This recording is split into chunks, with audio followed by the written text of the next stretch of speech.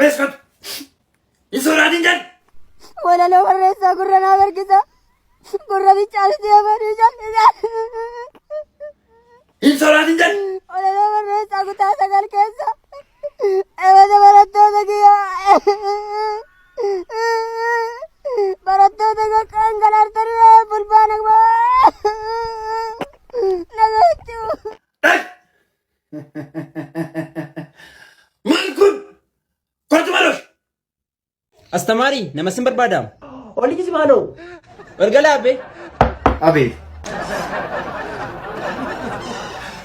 Si, anoo nama dhansee. Ani moo? Nama reeti. Qaama hidhatee jirutti asii waliin haasa'e. Maal jedhan arramoo nagaa malee waliin gaafatanii tokko fammatti walitti kaatan hooti. Kottee kee qabu kotturaan hin jedhinan. Hirkoo astamaari ma konon garuu nama sirrii miti. Jawwee bifa kam soora laa mana keessatti. Jawwee diimaa natti fakkaata. Si'a meeqa gangalate laa. Hojjeget. Fursha.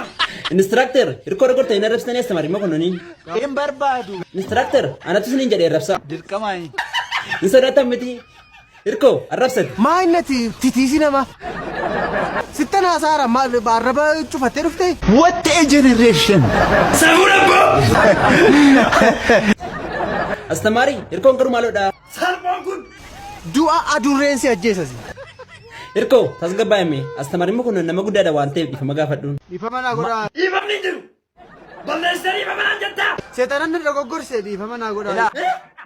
Bori moonaa jeestee piraankiidha naan jechuufi. Arraba keessa akkas dheeratu kana kuteeni akkasitti mixmixatti cuubeen deebisee afaan sifa. Please copy linkii hin bayandeessan godhaame. Bareedaa qoyyoo minnaa shidhanna. Qoyyoo qoyyoo guyyaa shidhanna.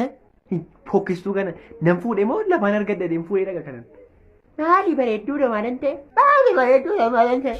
Of ilaalteen beektu hoo of ilaalte. Maal jettama bareedaan? Dharraa mana argattee nama baga qabaatteen jaree manni. Mee sirrii matta of ilaalle matti. Rifeensi mataa kee kun faama mataadhaam. Ituu kolfitee mani hiikkatu. Jedhin ansiif jedheen jechaaraam. Injennee kunuun hiikkate.